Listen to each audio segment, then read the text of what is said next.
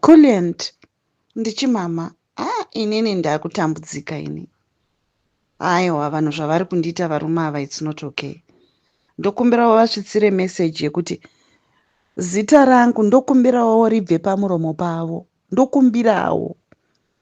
Ndokumbirawo varegedze kutaura nezvangu. Vakundikanganisira imba yangu varume ivavo. Kugara vachingoti chimama pamachanel avo, chimama. Ndakutadzirai chiiko ini kuramba vanhu zvine basa here?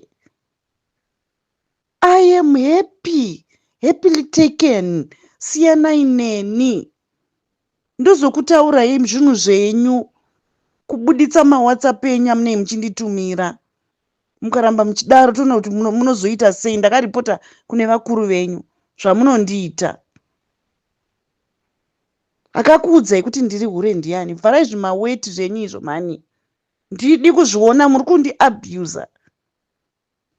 Makatora nhamba dzangu mukaposta pese. Muchizoti chimamai hure romunhu wese. Munozviitirei kuabhusi yakadaro? Especially iwewe zvako Saruwaka. Ndakakuramba kare. Unoramba uchifurira vanhu uchitaura nezvangu. Uchitaura nezvangu haustopi. Uchitaura nezita rangu chimama vakazodai museo. Kuda kundiita kuti life yangu ive miserable. Vanhu hamubvumi kuramba makaita sei? PaTwitter unenge uchingoti tionei chivakasure chenyu chimama yokwe. Why are you like that? Mwana wageza nganyarire zvake kuti zi. Ndiri kukurespect. Nyarira kuti zi. Mukunzwa? Handidi zvokubuditsira vanhu mascreenshot panapa. Ndapota hangu. Respect me.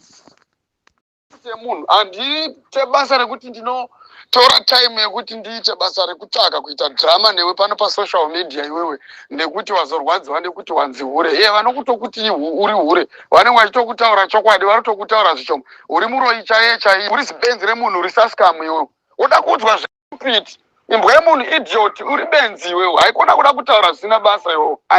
Barista vakamubuditsira mapicture akanzi akashama akaita sei. Varume ava mabullies zvisingaiti. Mabullies asingaiti. I'm going to expose everything. Vanhu vanenge vachingoti ko mukadzi asinga ndivo vakatanga kureva nhema. Musoro mavo vabva vatanga kuzvisa. Just because unenge wadza kuti munhu ndine murume. Munhu unobva ashatirwa naizvozvo. Nyange tiri kupress conference uri ukasumuka uchienda kutoilet une wakangodzokorwa maziso. Ineneka I'm sick and tired nebehavior yenyu. Mugara muchida kutarisira vakadzi pasi.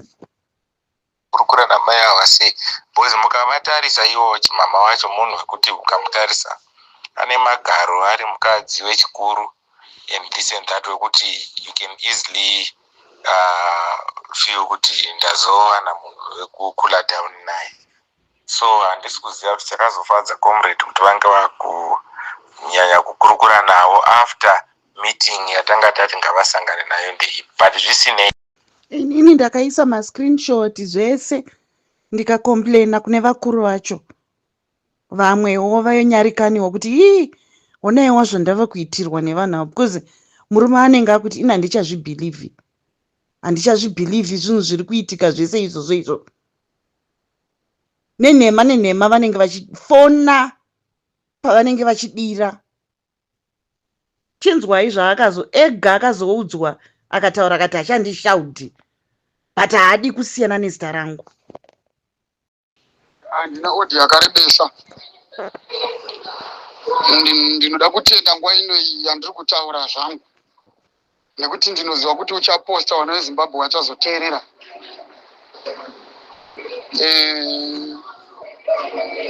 Ndinotenda zvangu kune vanhu vakanga vachindidzora nevese vari kundidzora. Ndakafonerwa ndikagarwa neni pasi nevamwe vari kutadza vasiri pedyo neni, vari kuedza minzi dzese dzekutaura neni. Kune vamwe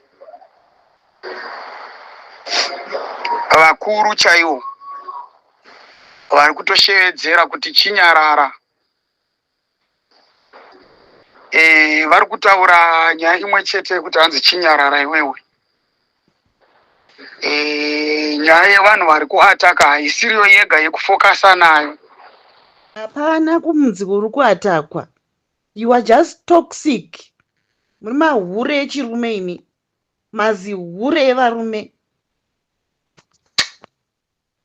Sorry Kuliand. Ini ndinongotraya kuti vanhu vaunderstande kuti ndo nyaya chete, hapana kana chimwe chinhu chekuti ndo nyaya chete iyo yandiri kungotukirwa. Ndatukwazve. Ina ndizi munhu akamboshata zvezvekuti hanzi ndatengesa nyoka yemabhunu. Ndivo vakazvitanga izvozvi. Ndo vakazvitanga.